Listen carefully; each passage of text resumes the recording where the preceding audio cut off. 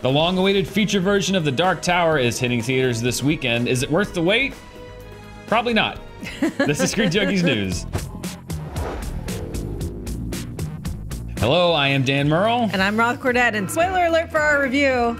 Yeah, so The Dark Tower, this is one of those long gestating movie projects, decades, years and years and years. There have been talk Ron Howard was doing a version. It's gonna be a TV series, which it may still be. It's gonna be a movie, but the movie version of The Dark Tower is finally hitting theaters. We're talking about it on a Thursday morning before a Friday opening, which is not always a great sign. In fact, it's legitimately always a terrible sign. And, you know, I think a lot of people were walking into this and expecting a complete dumpster fire. Yeah. I don't think this movie is a complete dumpster fire. However, I do want to caveat this, and I think you're the same way. I am not a Dark Tower book reader.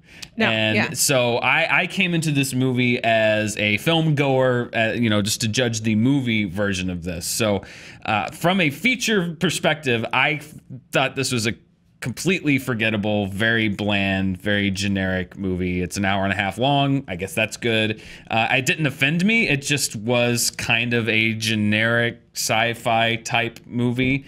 I didn't really connect to the characters in any meaningful way. I feel like they made the movie, it was almost like they don't really establish the nature of particularly Matthew McConaughey and Idris Elba in this movie. They do a little bit of a backstory on who they are, sort of, but you don't really know like their background that much, what they're capable of. They just kind of are these two things, and it felt weird. It felt like they kind of made this movie as a shorthand for people that already knew the Dark Tower books, but I don't think that anyone who is steeped in the lore of the Dark Tower would really like this movie. I think you hit the crux of the issue with this movie, is that if you are in love with these books, which many people are, the fans of these books are very hardcore fans, right? And these are dense, right? This is a series of books with a ton of story to deal with. And I think they've wrestled through the years about how to do it. There were all of these different versions. There was a time when it was going to be this multi-platform television show, movies, you know, online content. And now there's certainly the television show and the development, which is meant to adhere more to the stories. But the crux of the issue with this film is you will probably, I imagine, be very dissatisfied if you are a fan of those books. Yeah. And if you don't know those books, you walk out completely unaffected because, and this will probably be the first time that I make this complaint this year, the pacing's too fast.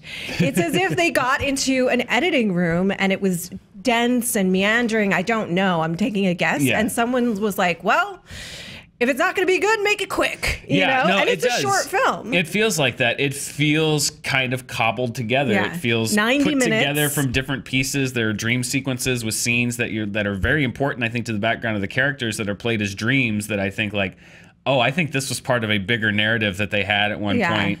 There have been stories coming out about reshoots and test screenings. There's one scene in particular near the end of the film that was for me an obvious reshoot because the kid in the movie looks a year older. And you could tell that they went back and redid this, and it's just like we're watching. It's like, oh, that's the same kid, and like they did ADR the voice. They got I think another kid to ADR him because he didn't sound the same. So it was obvious to me that this was a project that had some issues, and it feels like that. It feels like something that's kind of just like cobbled together from different cuts. And I think even if as a moviegoer you don't necessarily, I did notice ADR 2 or 3 times in the film. I was like, that is a different voice.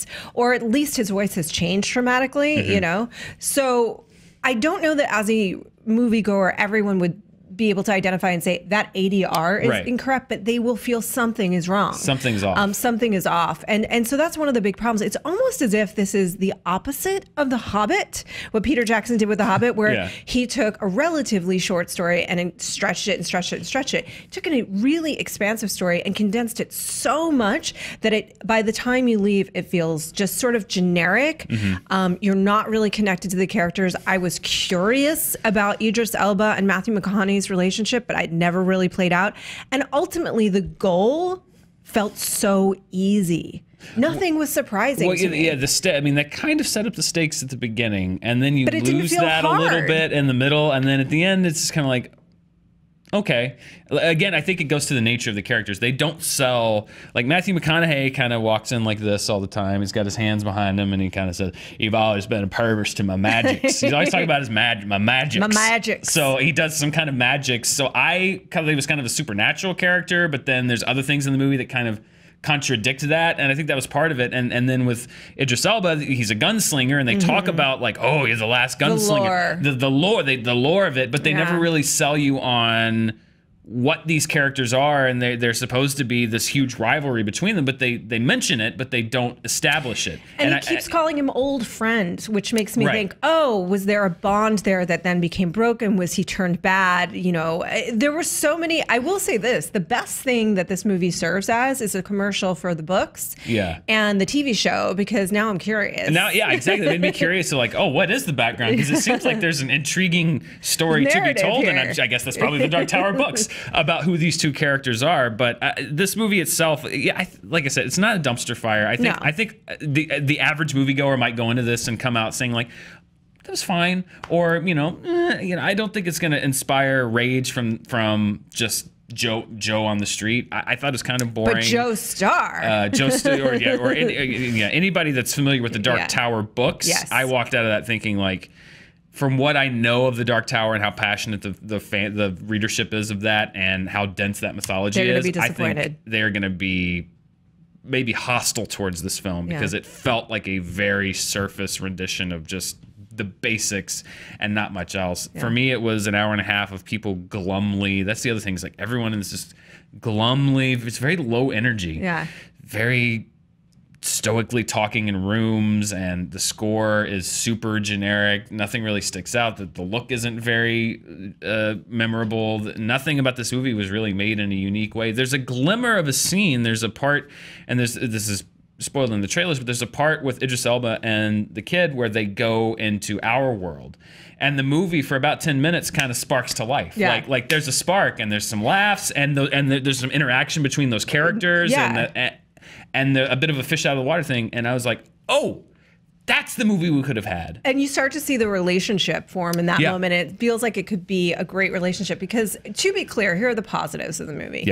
Idris Elba is, as always, remarkable. He's just a great actor, and he could take anything and make it come to life. I think he's got gravitas. He certainly does, and I actually really like the kid. The kid's not bad. They have the potential of a good relationship. McConaughey could be a really fun arch villain if we understood him a little better and his motives. Right now, it just feels like evil for evil's sake. He's very just kind of sort of like, I want to do, and it's not his fault. It's just what's in the character. What's on the page for him. It's just he wants to do evil to be evil.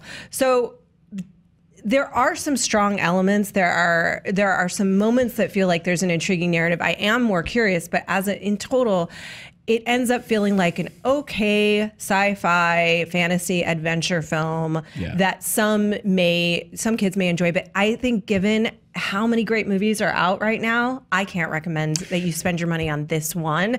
Maybe see it when it's available on VOD. Yeah, no, surprisingly, the second half of the summer particularly has been very strong for mainstream and smaller movies. So yeah, given all the options out there, I can't recommend this either. Go see Detroit. This is very bland. Yeah, go see Detroit. Go see even a movie like The Big Sick, or even War for the Planet of the Apes, or Baby Driver if it's still out around you. Like, there's so many better options out there. I didn't hate this movie. I just found it very middle of the road, very bland, very forgettable.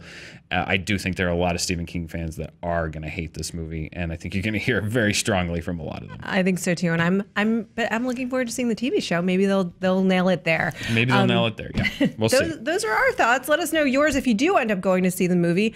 If not, there's plenty of options, as we just mentioned. Apes does need some help, man. If we still want big popcorn movies that have a great story to tell, or Dunkirk, or any of these movies that are out. Yeah, exactly. Let us know what you think in the comments below. You can find me on Twitter at Roth Cornett. And I'm on Twitter at Merle Dan. We will continue to cover the latest releases as the summer winds to a close and as we go into the fall movie season.